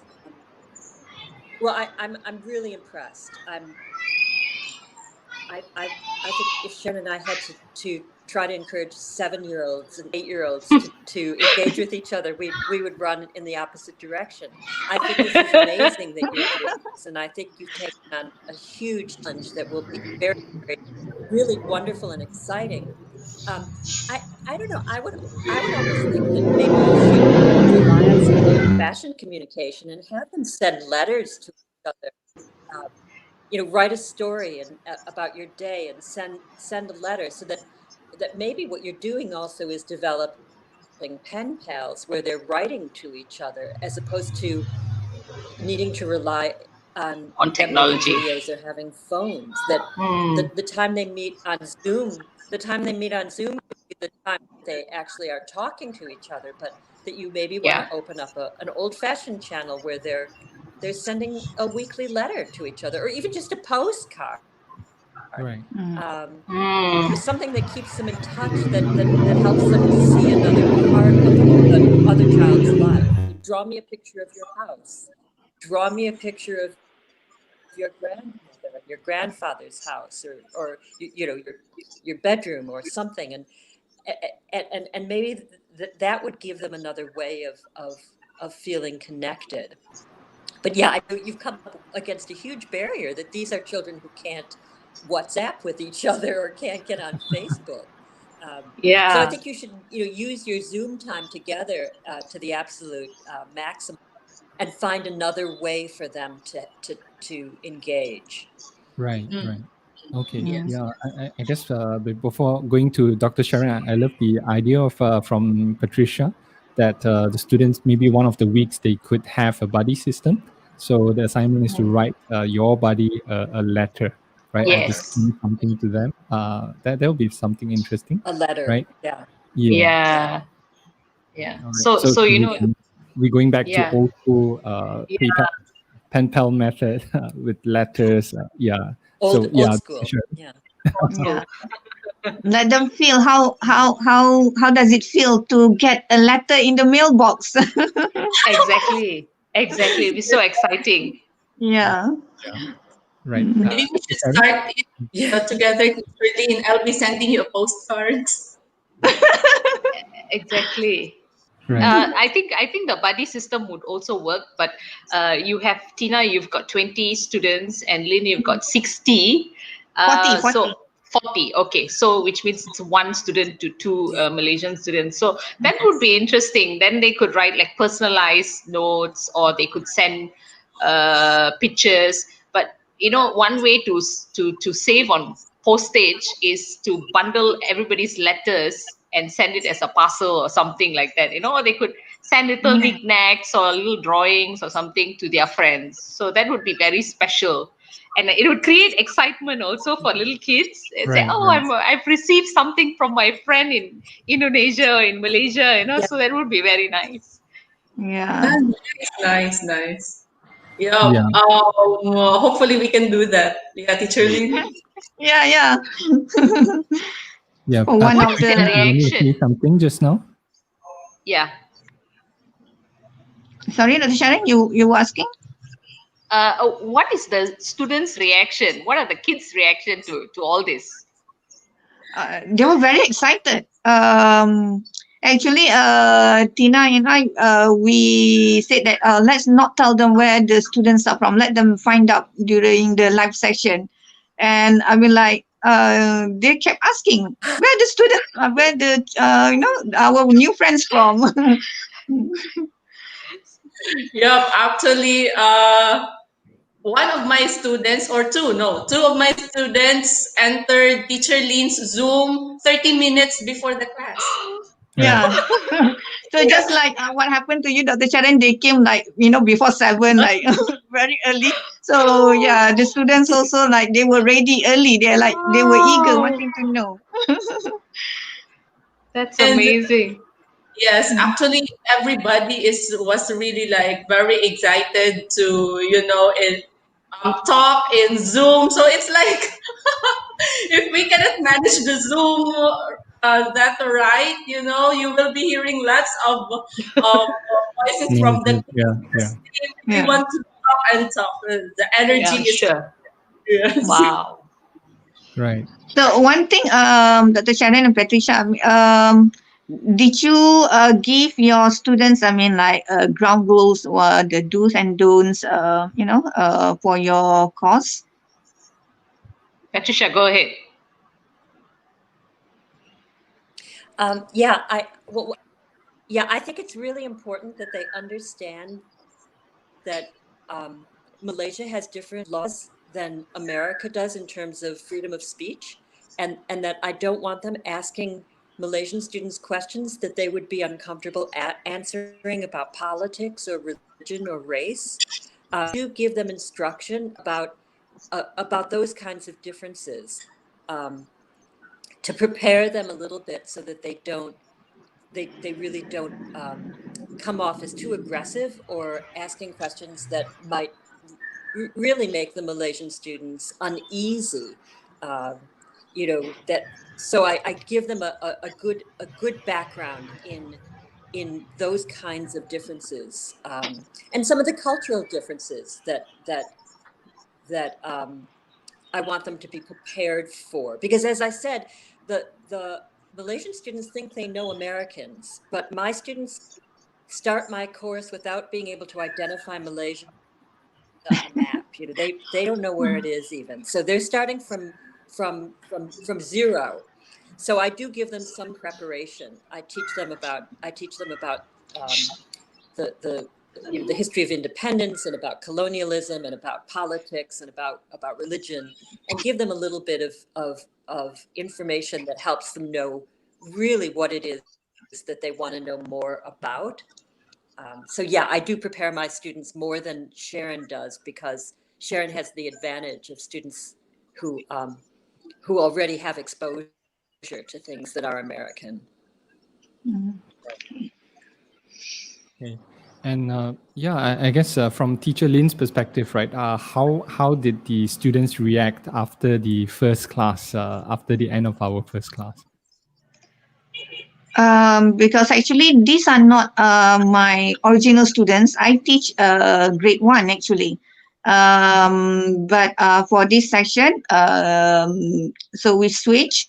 So I'm taking grade 3. So that means I just taught them when they were in grade 1 and 2.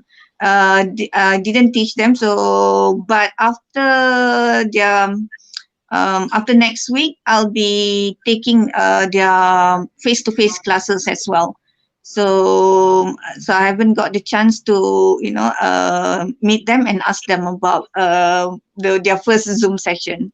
Right. About teacher Tina, because in the sessions, right, I see that some of the students are being accompanied by their parents as well. So the parents are beside them, looking through the sessions as well. So yeah, any feedbacks from teacher Tina after our first session? Yes, actually, honestly, it is not only the students who are excited towards this, also the parents as well. So yes, because our parents actually are really very supportive when it comes to, if we have new activities like this, they are really supporting their kids. That's why you notice that some parents are really beside their kids to observe, of course. So parents as well as the students are, very excited um, to know when will be the next session, and then they keep on chatting me, teacher, Miss Tina, when will be the next session? What will be the next topic? How are we going to do our assignment? Like things like that. Well, so I am just actually, because we will not having our second session this Monday, Teacher Lynn, right? I know. Yeah, because they're not coming to school this 1 week. They have it's called project week. They'll be doing their project. We will have, because we actually doing this every Monday. Yeah. Every Monday, Yeah. and that's like a 40-minute session only. So within that 40 minutes, we really need to, maximize and engage the students. So I think 40 minutes is not enough for them. That's why we are trying to look for other platforms where we can connect them together. Right. Okay. Awesome as well. And by the way, How do you I get? guess. How do you? Yeah.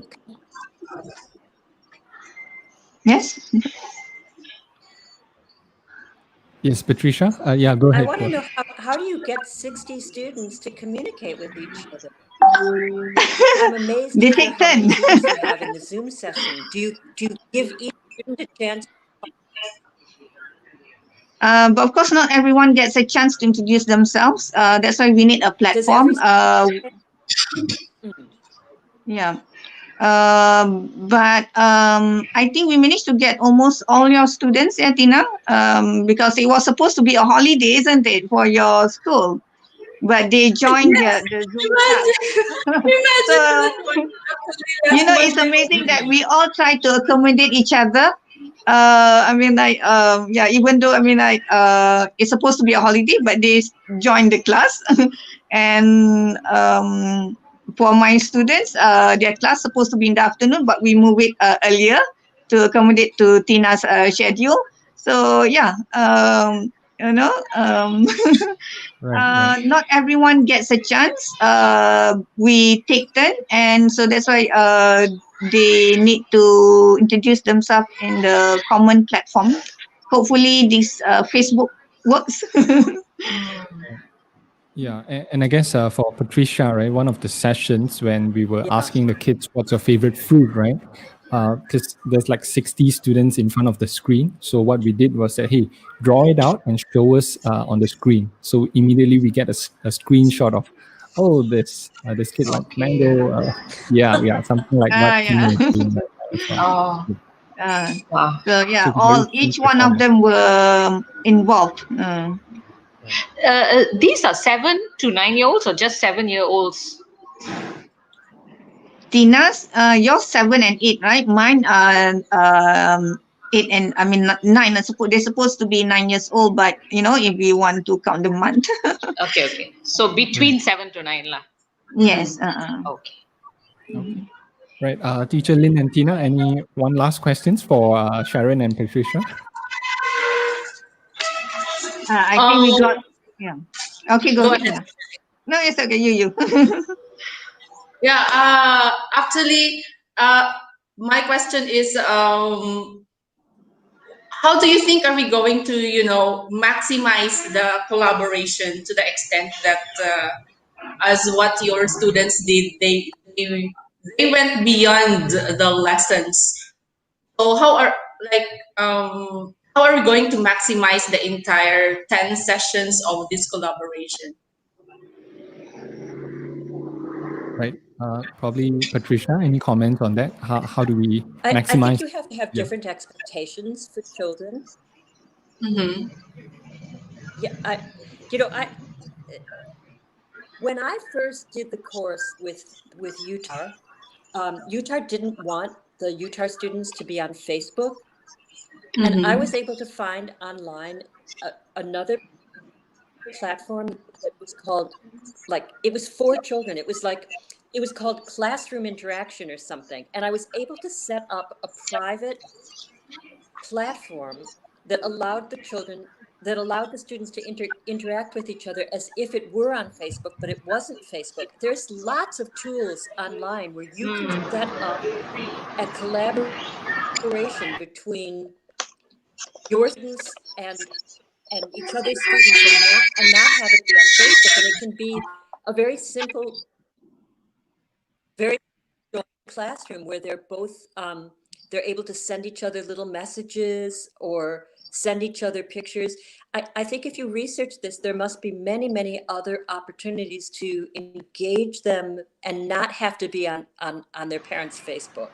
It could just be a web-based collaboration, a little classroom online. And I know there is ways to do this. And this could be a way for them to write little messages every day. They could have little mailboxes and send emails to each other with "Hello, how are you?" and "It's raining today," or practicing conversations. So I think you can look for something like this and not have to rely on Facebook. And it could be a really great way to have them, for an age-appropriate form of communication, for them to be connecting outside of the actual sessions. Right. And Dr. Sharon? Yeah. Yeah, I do agree. There are lots of different technologies, different platforms, different applications that the kids can use. I think there are some apps also, like, video games you could be playing in your home in Malaysia, and someone could be playing in, let's say, Indonesia or in America, for example. So there are those apps or those programs where you can allow multiple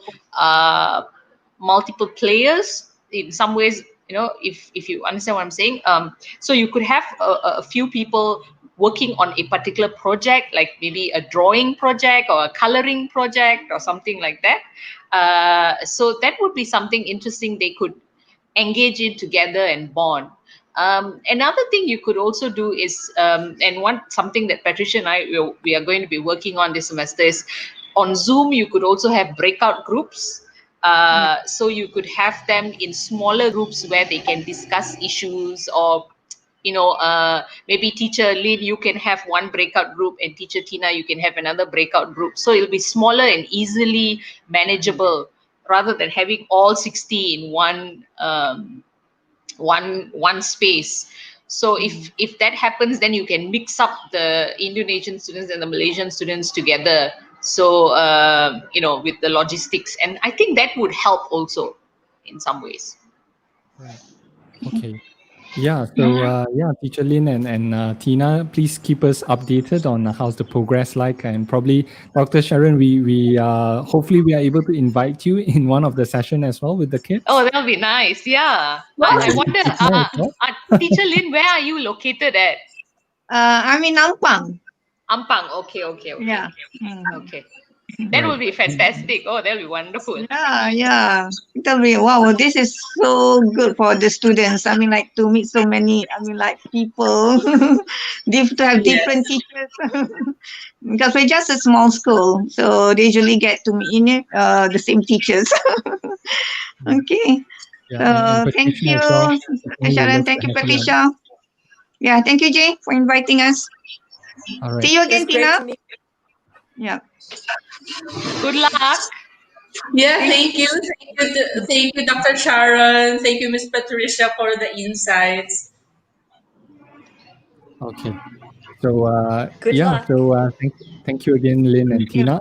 So we look forward to see how's the progress of the collaboration, right? All right. So we'll have to send you off, Teacher Lynn and Tina. So see you Right. shortly. Take care. Okay, thank you. Thank you. See you. So yeah, so there was Teacher Wow. Lynn and Tina. Yeah, that was a very interesting session where we are trying out with elementary schools, right? So That's so yeah, amazing. so your collaboration between Sharon and I Patricia, think you they're have very brave. got I the really next do. wave, right? Yeah, and I guess there are I a would couple love more to. teachers that are also doing this. That is, hopefully we are able to invite them up to share their experience as well. I guess there's a few more teachers coming from Africa, and there was one that I saw actually came from Brunei as well. So I was just needing to check out the progress with as well. Patricia, I'm motivated even more. Right. I know. Yeah. We want to meet them all. Yeah, and by the way, Sharon and Patricia, for teacher Tina as well, we are actually working together with another teacher from Philippines, and Oh, we are in the midst of brewing something quite interesting to have a six-country collaboration to have sort of like wow. a public speaking competition, right? Oh, Uh, amazing. so, so the main objective is to allow students to share their culture, their background, where they come from in their public speaking speech. So to unite and allow more understanding between different cultures and countries as well. So coming up very soon. So we don't have teacher Ian from Philippines, so he's currently on board at the moment. So we were wanting to explore how far that we can take this on. So we're talking about public speaking. So we are on towards the music as well, in terms of mathematics and see how this collaboration can work out from there. And thanks to you, Sharon and Patricia, on this. Yeah, right. But by the way, any comments with regards towards a cross collaboration platform like this on how we can really maximize it in a way, as what Teacher Tina has been saying, on how we can really bring this up onto the level that can really inspire students to understand another human being from across the sea, from towards that, and not being bounded by their own personal culture and understanding, right? Any comments on that, Sharon and Patricia? Patricia, go Well, I ahead. think you just said it perfectly, Jay. No, I think Jay, you summarized it perfectly. That's the point of this. That you learn to understand someone beyond your close boundary of your life or your community or your school, and I think it's an absolutely transformational experience. Right. I think it changes people's perspective. It changes their lives. It opens them up. And even for 7-year-olds, I think that they realize how special it is to discover that there are other children out there who are like them and also not like them, and they have a chance to communicate with them. I think Right. it's marvelous to do it, and it provides a reward at every stage. Right. Mhm. And Dr. Sharon? I think what they're doing is just great. I think what they're already doing is just fantastic. The fact that it's 7 to 9 year olds is amazing Right. Right. to get them all on Amazing. board. Yeah. um, I just wonder if the large class would be something workable. It's something to look at, because our classes that we run, it's very small, perhaps because also we are looking at the depth of discussion. So maybe two Mhm. things is, one is the size of the class is one, and secondly, uh, to have a level playing field. If they're having like 20 students from Indonesia, they should have 20 students in Malaysia, so that they can get paired up and then get a closer bond, Right. because 60-20 isn't really a level playing. 40-20 isn't a level playing field for everybody, so they won't be paired up equally. Right. Yeah. Right. So that's an issue they should really focus on. Right, right. Okay. And I was having this idea of similar to the concept of Amazing Race. So every week we would sort of like visit a different country or a different student home, or they would be introducing us to, hey, this is my favorite playground. This is where I play every Oh, week. nice. And students will be asked questions about this and to interact based on all of these pit stops, right? And to really document the entire journey on how they really understand. Hey, okay, this is a very interesting playground. What do you do about it? And some videos and footages on that as well. That would be very interesting to really understand that, hey, students from Indonesia, this is what they spend most of their time with, what games do they play. Yeah, that'll be fabulous in that way. Sure. Right. Yeah, and I guess from Patricia and Sharon as well, formed towards an international collaboration, right?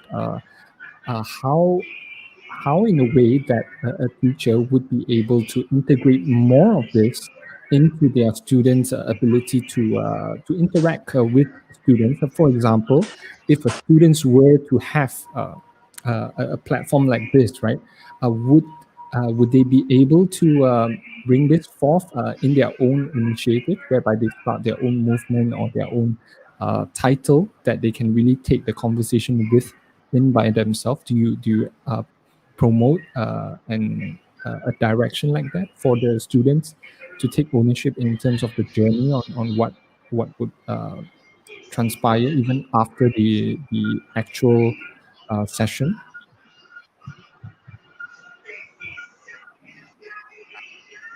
Yeah, so it's more of like having a car for them and teaching them to drive. But after they've mastered how to drive the car, it's really up to them which destination that they would like to actually bring off.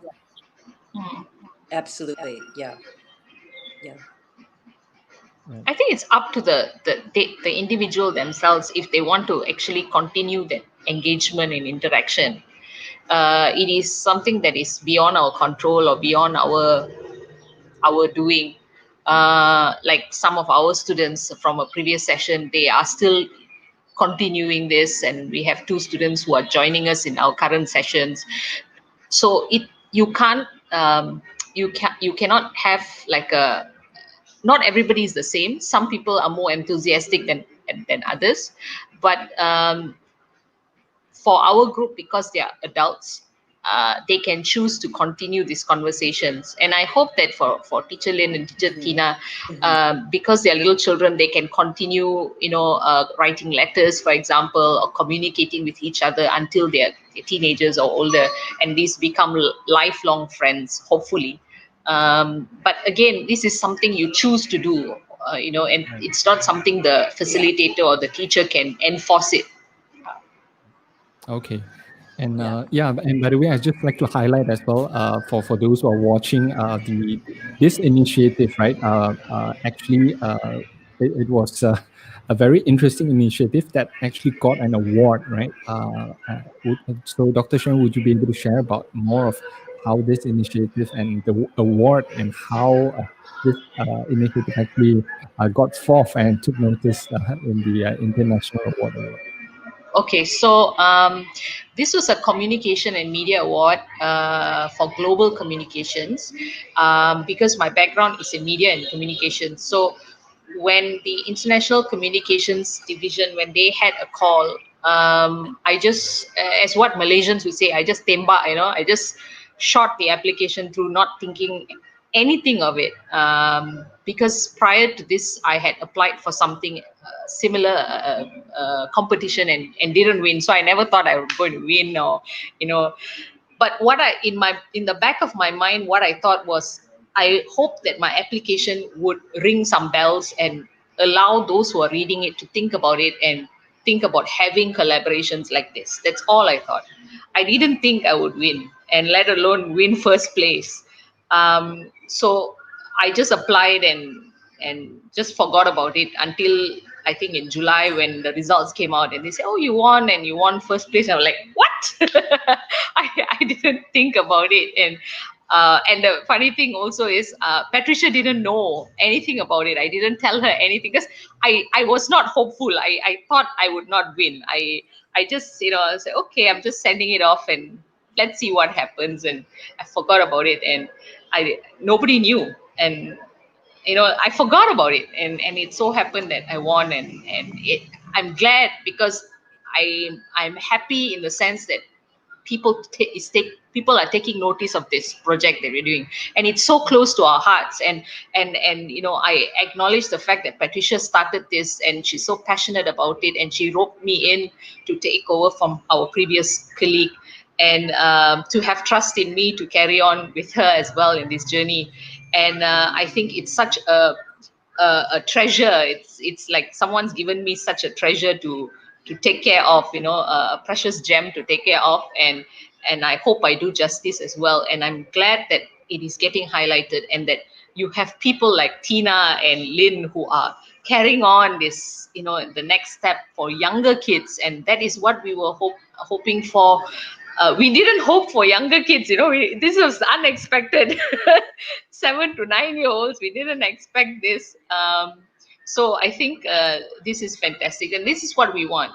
I think we come in a time in the world where people are forgetting stuff. People are forgetting humanity and human interaction and graciousness and humility. I think this is a project that needs to be done, and we need to create this compassion and empathy in people.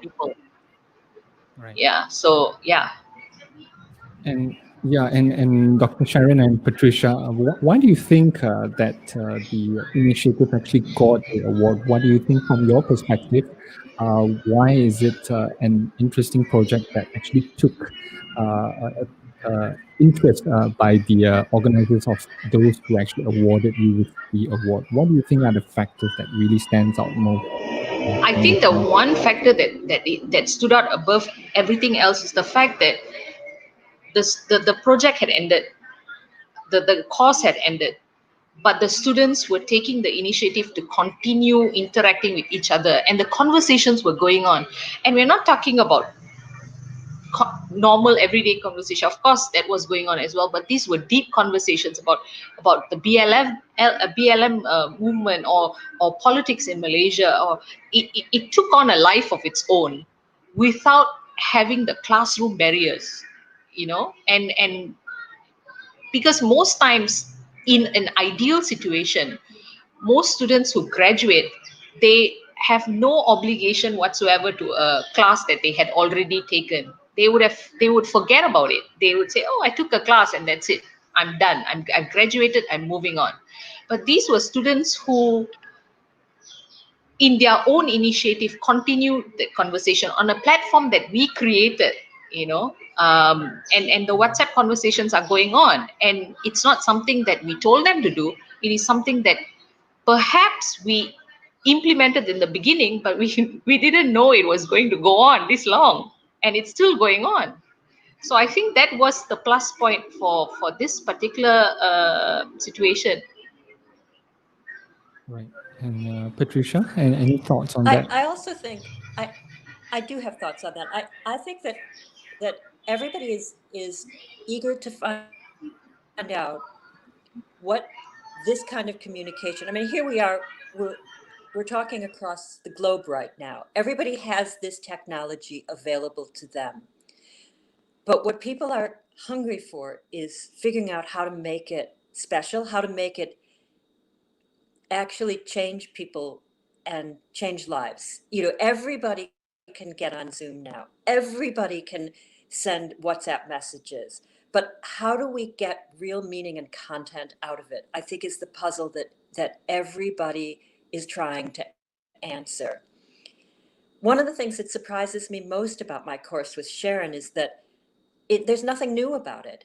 We've been able to video conference for a decade now. We've been able to be on Facebook for 20 years. But still, when those students meet each other across this channel, they are surprised to see each other.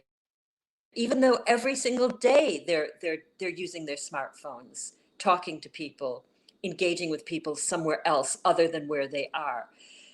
So what I think has made us different is that we figured out a way to add it's not just the technology that works for us. It's the human content, and that's what everybody is trying to understand. What can we really do with this technology? How will it really change us in a positive way?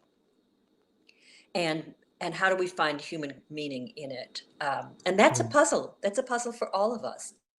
Those of us who are teaching remotely now because of the COVID are struggling to connect with our students. We're struggling to enter the space that they're in,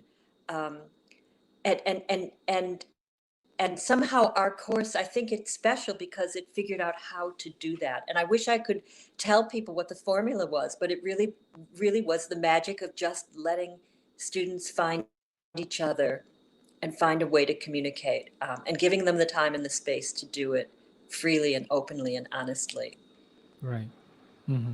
Well, very nicely put. I guess from my perspective, the first time that I hear about this is that I was very intrigued by the concept of it, whereby, when we used to pay to travel to another country so that we can meet someone new to connect with them. But however, with the technology available right now, it's funny that we are not actually doing that in connecting with other people across border. Yeah. Right.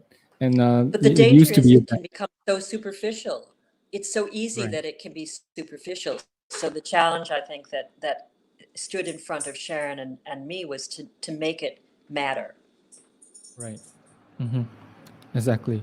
And I guess from that front, if any of the teachers are interested with the initiative, are there any resources that they can really look up to, that they can connect with you in a way to find out more about this, Sharon and Patricia? I think through Facebook or email, I can be contacted in that way. Yeah.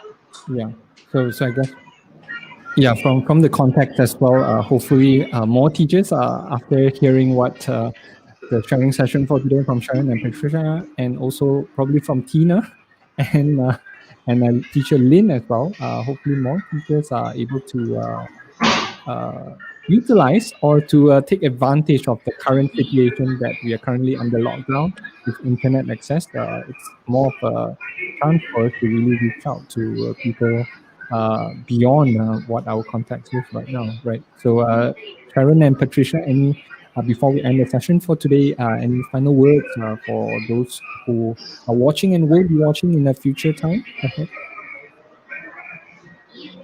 Yeah.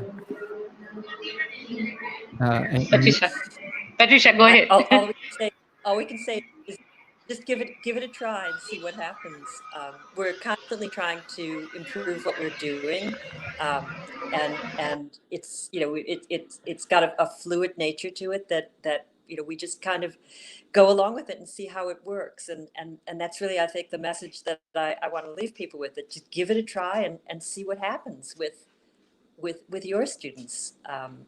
I think it'll surprise you how actually easy it is. Okay, so just give it a try and see how it works out from your perspective. Yeah. And Sharon? Thank you so much, Jay.